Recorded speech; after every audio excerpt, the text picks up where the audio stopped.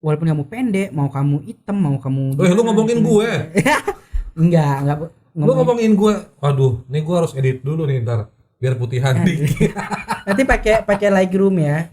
Kulitnya agak sedikit diputihin gitu. Ya. Link pendaftaran di mana? Link pendaftaran ada di bio Instagram Pro Bali Ambassador. Oke. Ya itu, atau scan QR-nya di setiap flyernya Pro Bali Ambassador. Oh, udah tinggal scan, udah langsung. Scan. Jadi teman-teman kalau pakai iPhone ya, itu tinggal langsung cek gitu. Tapi kalau pakai Android harus install aplikasi scan QR code.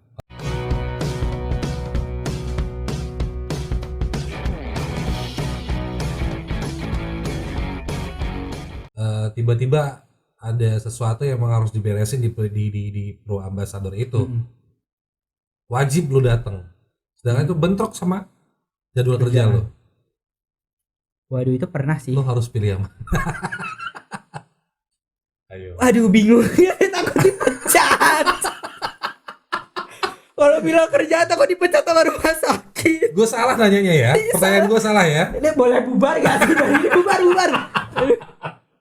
Loh, tadi kan lo bilang 100%. Gue nggak bisa memberikan beberapa persen di masing-masing. Tapi gue bisa untuk memberikan 100% di pekerjaan gue. Gue bisa memberikan 100% di Pro Ambassador. Dan gue bisa memberikan 100% lagi di keluarga gue. Oke, gue kasih pilihan itu. Kalau misalkan gue belum ngomongin keluarga lo ya. Iya. Iya, kayak takut berat banget. Gue belum ngomongin keluarga lo. Waduh, berat banget tadi. Kayak gini. Tapi pernah kejadian gitu. Pernah kejadian. Jadi saya sih orangnya selalu nyari problem solving ya kalau pada masalah. Jadi lebih milih tenang dulu. Oke. Kalau misalkan saya harus bekerja, saya harus memang udah kerjaan ini nggak boleh ditinggal. Saya akan milih pekerjaan. Dan saya akan mendelegasikan tugas saya ke teman saya, ke orang lain. Oh, nggak bisa, lo harus datang. Ya udah, saya datang terlambat. Oke, maksimal 1 jam doang. Keterlambatan gue bisa tolerir cuma 1 jam doang. Ya udah, saya nggak usah datang. Kan pekerjaan saya itu lebih awal. Iya, pekerjaan saya. Tapi dia ngomong kayak gini takut dipecat. Enggak juga. Jadi gini. Ini ngomongnya serius kan? Maksudnya ya agak serius nih. Heart to heart ya. Jadi gini. Yang namanya pekerjaan ya itu adalah istilahnya yang paling pertama skala prioritas bagi saya. Karena tanpa sebelum ikut Pro Bali Ambassador. Sebelum saya ikut Pro Bali Ambassador, waktu itu saya bilang kalau disuruh memilih, ya saya memilih pekerjaan saya profesional orangnya. Karena udah dari awal saya bekerja di sana.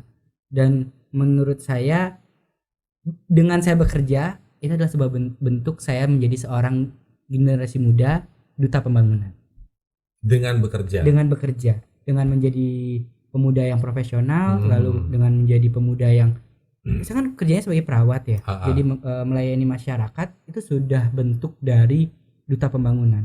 Kalaupun hal-hal bisa saya bilang mohon maaf emergensi ya, dia bilang oh duta pembangunan kamu harus datang, kamu Pro Bali Ambassador, kamu harus datang pada saat itu juga.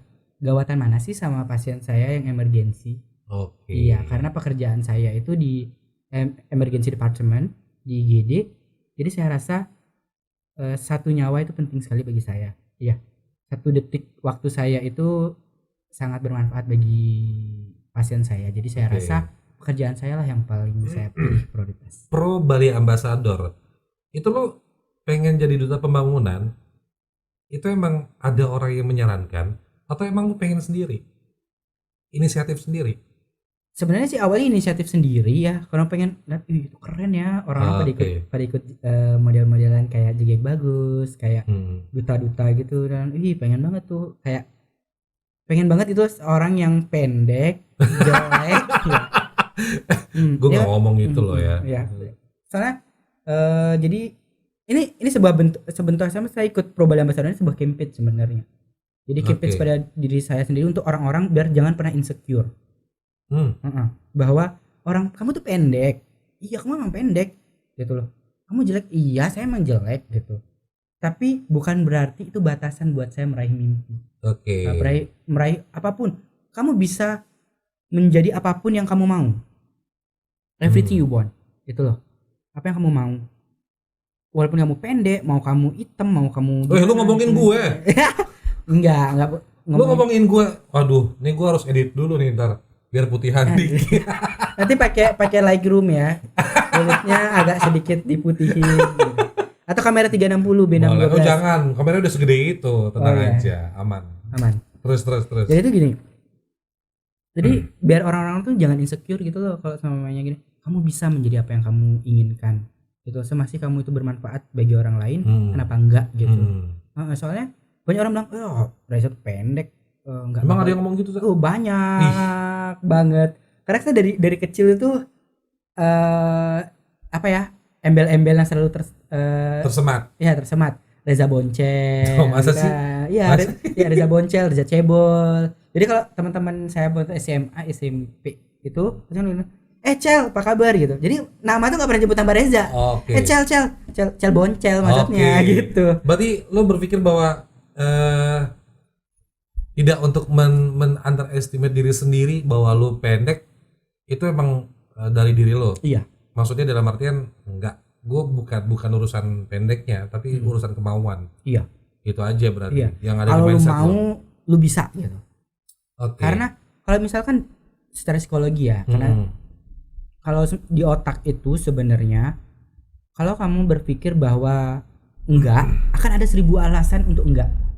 Ada 1000 alasan untuk mengiyakan bahwa kamu enggak mungkin. Iya. Tapi kalau misalkan lu bilang, ya gue bisa jadi Pro Bali Ambassador nih, gue bisa ikut pageant nih, gue pasti lolos karena gue pinter, gue gini segala macam gitu. Akan ada 1000 alasan yang akan mendukung kamu.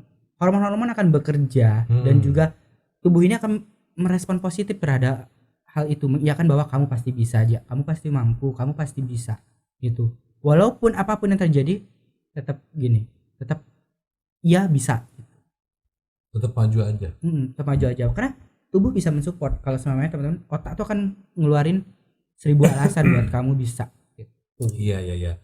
Seperti yang pernah gue baca juga bahwa mindset itu jauh lebih penting daripada apa yang ada dalam diri lo yang lalu ngerasa bahwa itu kekurangan. Dan seperti itu kali. Berarti mindset lo selama ini lo bener-bener lo apa namanya? Lo tata sedemikian rupa ya. Jangan sampai salah berpikir. Jangan sampai salah berpikir karena kalau kita salah berpikir, kita salah juga untuk menjalani hidup. Nah, tapi ingat. Tapi balik lagi mindset itu menentukan nasib lo ya. Iya, menentukan nasib kita. Soalnya kalau kamu salah berpikir, kamu nggak akan bisa ngejalanin hidup kamu. Tapi jangan pernah lupa bahwa kamu itu manusia. Oh iya. Bahwa kalau manusia itu, seharusnya kita berpikir bahwa manusia itu nggak boleh sedih. Enggak, manusia itu wajib sedih. Harus sedih malah. Oh gitu? Iya, karena manusia itu nggak boleh galau. Boleh galau, malah wajib galau. Manusia itu nggak boleh terlalu senang, malah wajib dia untuk bersenang-senang. Kenapa ya? Karena nggak mungkin dong Tuhan menciptakan kita kemampuan untuk bersedih, kemampuan untuk menangis, gitu kan? Sebenarnya apa ya? Kalau saya bisa bilang, orang-orang bilang, gitu doang, jangan sedih lah. Gitu. Enggak, kamu boleh sedih, kamu boleh nangis aja dulu. Itu untuk sebuah metode untuk kita healing, biar kita bisa bangkit lagi untuk jadi lebih baik kayak gitu misalkan. Iya sih. Karena kan kebanyakan orang mikirnya motivasi. Ya, kamu harus kuat, kamu harus bisa, kamu harus kaya. Jadi miskin pun juga nggak masalah. Kalau semuanya nggak ada orang miskin, nggak ada orang kaya. Iya benar juga. Kalau nggak ada orang miskin, yang kaya bagi-bagi sama siapa? Iya, nanti bagi-bagi sama uangnya buat apa? Iya kan? Kalau nggak ada orang miskin, nggak ada orang-orang yang terlantar, duta pembangunan kerjaannya apa? Iya, nanti nganggur dong kita. Jangan. Ya jadi, gimana ya? Oke, benar. Setiap apapun itu, kalau katanya orang, mungkin kayak selama COVID ini ada nggak sih kata-kata yang di sosial media yang bilang, apa itu? Tetaplah hidup walau tidak bermanfaat. Nah, gue nggak mau baca itu. Nah, itu kan ada kata-kata kayak gitu. Iya. Tapi sebenarnya salah. Sebenarnya tetaplah hidup karena kamu pasti bermanfaat. Karena nggak mungkin loh Tuhan nyiptain manusia nggak ada manfaatnya. Iya, itu sebenarnya begini. Itu jadi kita tuh pasti punya manfaat banget untuk kehidupan gitu loh. Jadi saya bisa bilang kamu tuh lahir punya tujuan, punya manfaat gitu. Ya udah, yang mau entah kamu jadi orang miskin atau segala macam, sama halnya kayak tadi, orang miskin Kalau tanpa orang miskin, orang kaya nggak akan bisa masuk surga. Iya, iya nggak sih? Kan kadang nggak bisa berbagi. Iya, benar. Wah, seru nih gue ngomong sama si Reza jadi sejam nih ngobrolnya.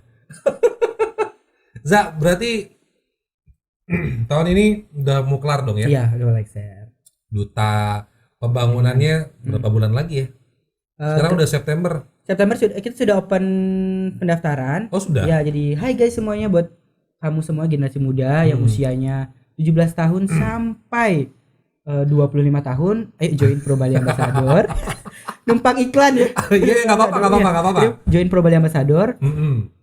Jadilah duta pembangunan Provinsi Bali, karena jadilah bermanfaat untuk orang lain yang mampu berkarya, berbagi dan menginspirasi. Nah, itu kita akan tutup pendaftaran itu tanggal 3 Oktober kalau nggak salah. Link pendaftaran di mana? Link pendaftaran ada di bio Instagram Pro Bali Ambassador. Oke. Ya itu, atau scan QR-nya di setiap flyernya Pro Bali Ambassador. Oh, udah tinggal scan, udah langsung. Scan. Jadi teman-teman kalau pakai iPhone ya, itu tinggal langsung gitu. Tapi kalau pakai Android harus install aplikasi scan QR code. Menurut lo, jodoh itu di tangan Tuhan atau tangan lo sih? Jodoh itu di tangan Tuhan. Cuma kalau kita nggak berusaha, ya nggak dikasih juga. Gitu. Berarti di tangan manusia dong. Tergantung seberapa ikhtiarnya. Iya. Aduh. Boleh. Lo enggak, kan gue nanya bener, Za. Jodoh itu di tangan. Jodoh itu di tangan siapa? Tuhan. Serius. Soalnya gini. Tapi kalau kayak contohnya saya sudah jalin hubungan lama loh. Sekitar 2 tahun sama pacar saya. Ujung-ujungnya padahal dia orang tuanya udah restuin saya. Oke. Karena tiba-tiba saya pindah provinsi. Saya dulu kuliahnya di Jember. Kita mungkin dia taunya saya di Jember segala macam gitu, terus akhirnya saya pindah untuk menetap di Bali. Oke. Ya udah nggak direstuin lagi. Jadi anaknya nggak boleh dibawa pulang ke Bali, nggak boleh diculik. Habis itu ya akhirnya anaknya sekarang sama pilihan orang tuanya udah nikah. Gitu. Ditinggal nikah? Iya. Ya Allah. Jadi nggak masalah sih sebenarnya, itu cuma mau bilang aja bahwa tuh ya nangis. Ya nangis, Za. Enggak kah, emang mikrofon pernah utang. Ya nangis. Za, gue lagi bahas udah pembangunan nih. Yo kan nangis kan. Za. Ya Tuhan. Boleh nggak ya bagian ini di-cut gitu? Nggak, produser gue nggak suka ngekat soalnya. Jahat. Za, makasih udah datang, Za. Aduh, malu dah. Ntar mantan gue nonton lagi. Emang ada mantan? Ada dong. Gue pikir lo pacaran cuma sekali itu doang terus ditinggal nikah. Kagak lah. Oh, ada lagi. Ada kan sebelumnya pacaran. Ditinggal nikah juga? Kan banyak pengalaman. Enggak, maksudnya yang sebelum yang sekarang. Yang kemarin kan enggak ninggal nikah, cuma beda agama doang. Tapi kalau sebelumnya ya ada ditinggal nikah ada. Berarti itu pengalaman itu yang akhirnya bikin lo berpikir bahwa lo kurang ganteng. Iya, sempat pernah berpikir. Sempat banget mikir gitu. Kalau gue boleh saran sebagai seorang abang lah ya. Brewokin, Za. Iya. Lo kalau brewok kayak temen gue. Sunnah Rasul. Bukan lo brewok kayak temen gue. Siapa? Bang Slamet. Abah gua tuh. Oh itu abah. Oh itu abah lu. Ya wes lah, makasih banyak udah datang ke podcast gue. Terima kasih udah menginspirasi anak muda ya kan. Dan sekarang gue mau tanya satu hal sebelum kita tutup nih. Seberapa banyak orang tahu bahwa lo seorang duta pembangunan dari Kelungkung? Kalau asal dari Kelungkungnya nggak tahu ya. Nggak tahu ya. Jujur gue nggak tahu kalau jadi duta pembangunan. Iya, soalnya banyak orang yang mengira Reza itu tinggalnya di Denpasar, terus Reza itu aslinya Denpasar atau orang Jawa. Kenapa lo nggak ekspos bahwa Kelungkung punya duta pembangunan kok? Sudah sempat expose dulu sempat masuk koran karena kan diundang oleh Bapak Bupati Sbirtu. Itu. Cuma banyak orang mengira saya Reza itu karena apa ya? Home base-nya kan di Denpasar. Saya sering ke Denpasar tapi banyak kok orang yang mengenal saya tuh sebagai duta pembangunan banyak. Tapi lebih banyak mengenal saya Reza itu yang sering bikin kegiatan sosial. Lo nggak pengen membangun sebagai seorang duta pembangunan, nggak pengen membangun daerah tempat tinggal lo untuk lebih sempat sebenarnya sudah sempat lebih maju lagi gitu loh. Sudah. Kalau aksi corona kemarin itu lebih banyak saya terjunkan di Klungkung. Oh ya? Iya. Di mana? Jadi bantuan dan itu kemarin sempat di daerah Kampung Lebah, Kampung Islam Lebah. Itu kan banyak tuh ada beberapa orang-orang yang istilahnya suka apa? Kalau kemarin saya lihat ada kayak kakek bawa sepeda, sepeda bawa isi banyak apa namanya botol-botol aqua gitu kan, kasih sembakonya ke beliau gitu. Terus makanya turun aksinya tuh lebih banyak ke di Klungkung. Sebenarnya seharusnya tahun ini saya bikin aksi sosial itu operasi katarak gratis di Klungkung, cuma karena corona vendornya tidak dapat izin untuk melakukan kegiatan padahal itu. Kita vendornya dari Aussie. Oh ya? Iya. Jadi dari Aussie itu siapa ya, supaya namanya di home base-nya di Sanur. Jadi dia mau ngasih gratis langsung mobilnya, langsung dokternya, langsung operasinya. Berapa banyak? Semua itu. Targetnya malah semakin banyak orang yang mau dioperasi katarak, semakin mereka senang.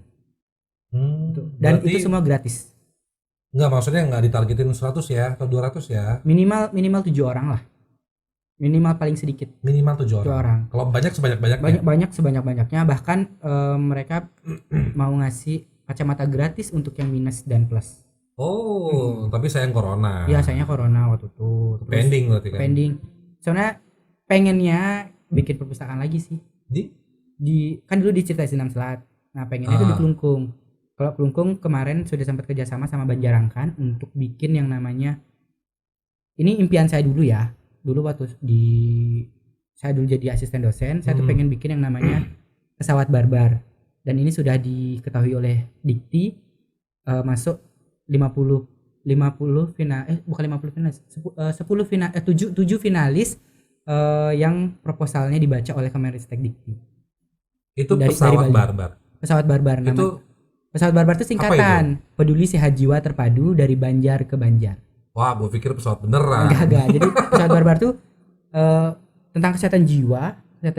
Gimana sih orang gangguan jiwa tuh nggak di stigma buruk, bilang orang gila lah, orang yang tidak bisa berbuat apa-apa, malah membahayakan. Kan banyak tuh dipasung-pasung. Sebenarnya itu nggak manusiawi ya. Nah, itu di pesawat barbar ini rencananya itu adalah sebenarnya kita itu memberdayakan mereka. Mereka tuh bisa mandiri untuk mencari pertolongan. Jadi orang-orang kalau sudah punya masalah jiwa, mereka tahu harus datang kemana. Setelah itu mereka tahu apabila mereka semuanya sudah parah, bagaimana cara mengobati dirinya sendiri. Kalau sudah parah harus datang kemana. Kalau misalkan mereka sudah terjadi masalah jiwa, gangguan jiwa, penyakit kayak skizofren kayak gitu, mereka tidak dipasung oleh keluarga, dan keluarga mampu merawat. Selain keluarga mampu merawat, si orang gangguan jiwa ini, ODGJ ini juga bermanfaat untuk hidupnya dia. Jadi bisa hidup. Jadi bisa mengobati dirinya sendiri, maksud lu? Enggak cuma mengobati dirinya sendiri, jadi bisa maksudnya contohnya kalau orang halusinasi nih, halusinasi, dia tahu cara menghardik halusinasinya. Oke. Bahwa mulai halusinasi saya datang, bagaimana cara menyetopnya, kayak gitu. Terus juga misalkan dia kan biasanya orang dengan gangguan jiwa, mereka ditelantarkan kan ya, dia telantar di jalan gitu. Gimana caranya biar dia bisa bekerja? Contohnya itu salah satu project yang saya salut banget, kalau di Denpasar itu namanya Rumah Berdaya ya. Tapi kalau di Klungkung sudah ada di Timuhun. Lumayan jauh ya, juga. Di desa Timuhun itu punyanya Banjarangkan 2, Puskesmas Banjarangkan 2. Itu bagus banget. Dia sudah punya namanya Poli Sayang Jiwa kalau nggak salah. Jadi orang gangguan jiwanya sudah bisa buat inke. Jadi mereka udah punya gaji. Oh iya. Jadi punya gaji. Jadi mereka bisa Tapi mereka sadar bahwa mereka sakit jiwa. Mereka sadar kalau mereka itu punya masalah dalam kejiwaan. Jadi mereka berobat rutin gitu. Mereka kontrol. Berarti rutin. Orang sakit jiwa itu belum tentu mereka nggak sadar ya. Berarti ada juga yang masih sadar dan cuman belum bisa mengontrol. Mungkin yang sudah sadar ya, sudah sadar itu sudah tahu kalau dia punya masalah seperti halusinasi atau waham kayak gitu. Itu dia biasanya sih gini, apa namanya, dia sudah dapat terapi atau mereka sudah dapat istilahnya apa ya, udah tahu gitu loh, istilahnya udah dapat ngomong sama spesialis jiwanya, sama perawatnya, sama gini, jadi mereka sudah istilahnya sudah dapat pengobatan, udah dapat perawatan. Biasanya baru sadar. Tapi kalau misalnya belum, biasanya enggak. Kadang biasanya mereka udah tahu tapi mereka menolak. Wow. Wah, obrolannya seru banget nih, Za. Jadi panjang jadinya ya kan. Ya, maklum lah, duta pembangunan pasti ilmunya banyak dong. Za, sekali lagi terima kasih udah datang ke podcast Kampungan.